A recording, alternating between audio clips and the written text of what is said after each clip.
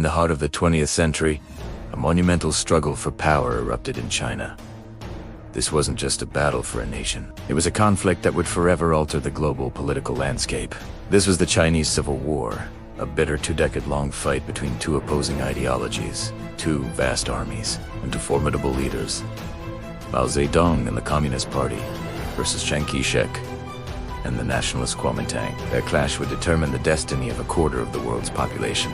Our story begins in the turbulent 1920s. China was a fractured nation, carved up by powerful regional warlords. To unify the country, an unlikely alliance was formed. The First United Front.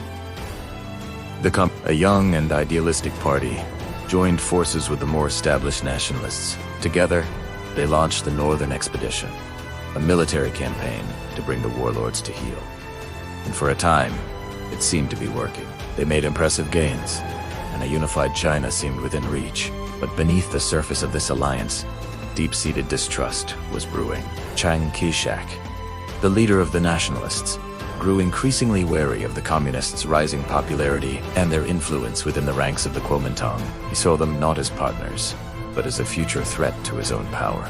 In his eyes, the disease of the heart, as he called communism, was more dangerous than the warlords. The breaking point came on April 12, 1927.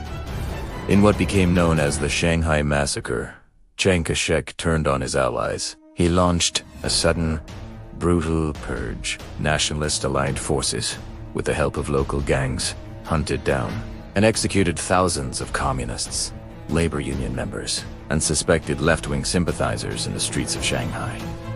The White Terror, as it was called, spread to other cities. The fragile United Front was shattered, drenched in blood. The Chinese Civil War had begun. Following the purge, Chiang established his government in Nanjing, which quickly gained international recognition. The communists, decimated and on the run, were forced to retreat into the remote, rural hinterlands of southern and central China. There, in places like the Jinggang Mountains, they began to regroup, establishing rural Soviets and building a new kind of army, the Red Army. Chiang Kai-shek was determined to crush them completely. From 1930 to 1934, the nationalists launched a series of 5 massive encirclement campaigns. With superior numbers, German military advisors, and control of the state's resources, they tightened the noose around the communist strongholds. The first few campaigns failed, thanks to the Red Army's effective guerrilla tactics, luring nationalist forces deep into their territory and picking them off. But the 5th campaign was different. The nationalists adopted a new strategy of slow, methodical advance, building blockhouses and fortifications to consolidate their gains and starve the communists out. By late 1934, the communists were facing annihilation. Trapped and with their resources dwindling, they made a desperate decision to break out and march to a new, safer base in the north. This was the beginning of the legendary Long March. It wasn't one single march, but a series of epic retreats as various Red Army units sought to escape the nationalist trap. The most famous of these was led by the First Front Army, which included Mao Zedong. Over the course of a single year, some 86,000 soldiers and followers embarked on an unbelievable trek. They crossed over 9,000 kilometers. That's more than 5,600 miles on foot. They navigated treacherous mountains, dragging rivers, and inhospitable swamps, all while being constantly harassed by nationalist forces and local militias. They faced starvation, disease, and extreme weather. The human cost was staggering. By the time they reached their destination in the remote province of Shanxi, fewer than 10,000 of the original marchers remained. Yet, from this devastating retreat, a powerful new reality emerged. The Long March, though a military disaster, became a powerful symbol of the Communist Party's resilience and determination. More importantly, it solidified Mao Zedong's undisputed leadership. During the march, at the Zuni Conference, Mao outmaneuvered his rivals and took effective control of the party and the military. The Long March preserved the core of the communist movement and transformed it into a hardened, ideologically unified force, with Mao as its guiding visionary. Just as the Civil War was set to intensify once more, an even greater threat appeared on the horizon. In 1937, Imperial Japan, which had already seized Manchuria in 1931, launched a full-scale invasion of China proper. The attack was brutal and swift, marked by atrocities like the infamous rape of Nanking. Faced with a common existential threat, the warring Chinese factions were pressured into an uneasy truce. This led to the Second United Front. The Civil War was officially paused. The Red Army was nominally integrated into the National Revolutionary Army, and the two sides agreed to fight the Japanese invaders together. However, this alliance was fraught with suspicion and was never more than a marriage of convenience. Cooperation was minimal, and both sides spent as much time jockeying for position as they did fighting the Japanese. The Nationalists, as the official government of China, bore the brunt of the conventional fighting. Their armies engaged the Japanese in major battles and suffered immense casualties. They defended major cities and tried to hold front lines, all while being pushed deeper and deeper into the interior, eventually establishing a wartime capital in Chongqing. Meanwhile, the Communists employed a different strategy. They avoided large-scale, pitched battles with the technologically superior Japanese army. Instead, they perfected their guerrilla warfare tactics, operating behind enemy lines. They harassed Japanese supply routes, ambushed patrols, and established a network of liberated areas in the countryside. This strategy had a crucial side effect. It allowed the Communists to expand their influence and control over vast swaths of rural territory, especially in northern China, while the Nationalists were bogged down in conventional warfare. The Communists were winning the hearts and minds of the peasantry, promising land reform and portraying themselves as the true defenders of the nation against the foreign invaders. The 8 long years of war against Japan fundamentally shifted the balance of power. The nationalist government was severely weakened. Its best armies had been bled dry. Its economy was in ruins, and its administration, already struggling with corruption, became even more dysfunctional under the pressures of war.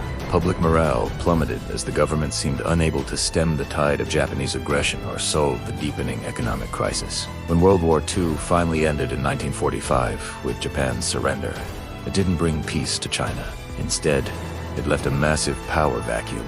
The uneasy truce between the nationalists and communists immediately collapsed. The race was on to accept the surrender of Japanese troops and seize their weapons and territory. The Chinese Civil War resumed, but now with a ferocity and scale far greater than before. Initially, the odds seemed to be in the nationalists' favor. They had a much larger army, controlled all the major cities, and received substantial military and financial aid from the United States, which saw Chiang Kai-shek as a key ally against the spread of communism in Asia.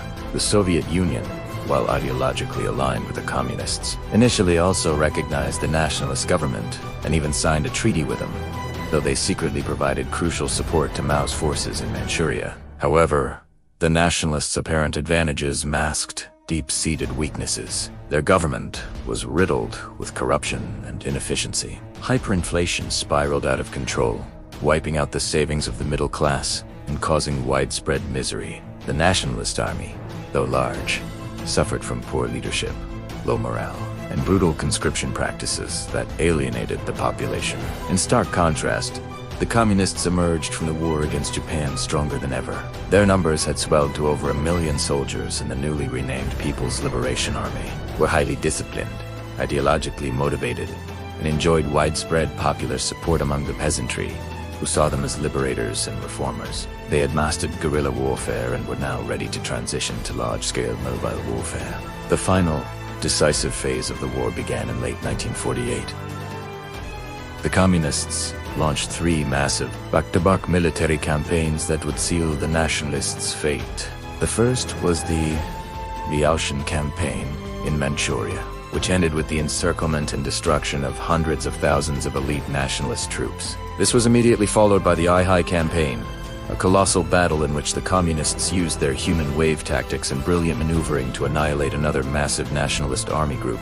The final blow was the Pingjin Campaign, which resulted in the peaceful surrender of Beijing, then known as Biping. In just a few months, the nationalists had lost their best armista, very forces they had counted on to win the war. The military balance had irrevocably tipped. The morale of the remaining nationalist forces collapsed, and entire divisions began defecting to the communist side. With the north secured, the path south was wide open. In April 1949, the People's Liberation Army launched a massive assault across the mighty Yangtze River, the symbolic and strategic barrier protecting the nationalist heartland.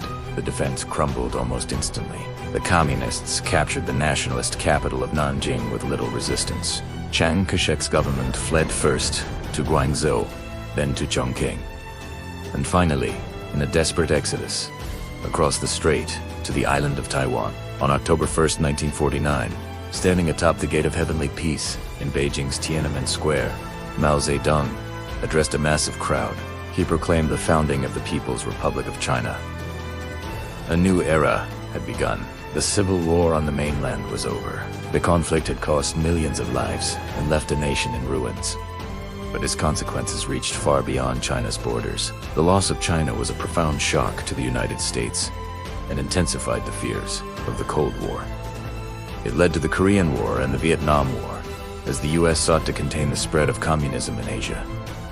The flight of the nationalists to Taiwan created a divided China, a political and military standoff that persists to this very day, remaining one of the world's most sensitive geopolitical flashpoints. The echoes of this monumental conflict continue to shape the destiny of China and the entire world, a testament to how the struggle between two men and their ideologies transformed the 20th century.